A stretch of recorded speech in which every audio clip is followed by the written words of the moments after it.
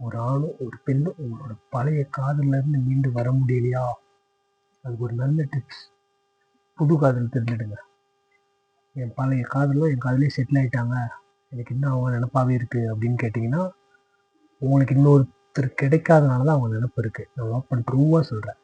அதனால் கண்டிப்பாக அடுத்த காதலை தேடி போங்க. அப்போ நான் பண்ண காதல் உண்மையே இல்லையான்னு கேட்டிங்கன்னா, அவங்க தான் செட்டில் ஆகிட்டாங்களே என்னப்பா, அப்பா தங்கச்சி அண்ணா அவங்க தான் செட்டில் ஆகிட்டாங்களே அப்படின்னு அவங்களே நினச்சிட்டு இருக்க முடியும். அவங்களுக்குன்னு ஒரு லைஃப் வந்துருச்சு இல்லை.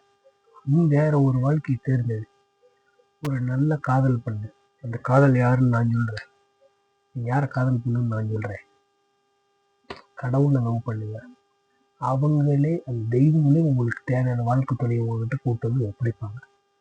கடவுள் மேல் நம்பிக்கை வச்சு நீங்கள் தான் என்னை முழுமையாக காப்பாற்றணும், இல்லை நீங்கள் தான் முழுமையாக பார்த்துக்கணும். கடவுள்கிட்ட சரணடைங்க. உங்களுக்கு என்ன வாழ்க்கை தேவையோ நீங்கள் எதிர்பார்த்ததை விட நல்ல ஒரு வாழ்க்கை